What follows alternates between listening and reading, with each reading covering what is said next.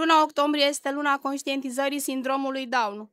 Este un prilej să ne gândim la viețile acestor oameni, la dorințele lor firești de a fi primiți, respectați și tratați cu aceeași demnitate ca oricare dintre noi. Persoanele cu sindrom Down ne arată zi de zi puterea simplității, curajul de a trăi demn și frumusețea de a fi diferiți. Dar, din păcate, în România, drumul lor este adesea blocat.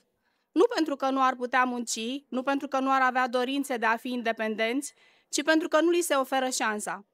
Foarte rar, un angajator acceptă să încadreze o persoană cu sindrom Down, iar astfel mulți rămân marginalizați, dependenți de familie și lipsiți de recunoașterea valorilor.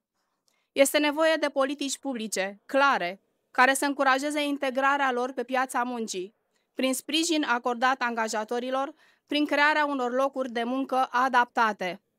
Nu este drept ca oamenii aceștia să fie ținuți la marginea societății, când ar putea să contribuie și să-și câștige traiul prin muncă, așa cum își doresc.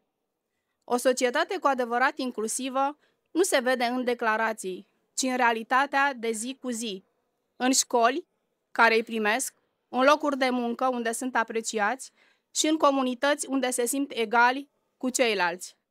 Cu prilejul acestei luni de conștientizare, haideți să ne asumăm responsabilitatea de a le oferi o șansă reală, o șansă de a fi acceptați, respectați și sprijiniți, să ducă o viață normală, cu demnitate și speranță.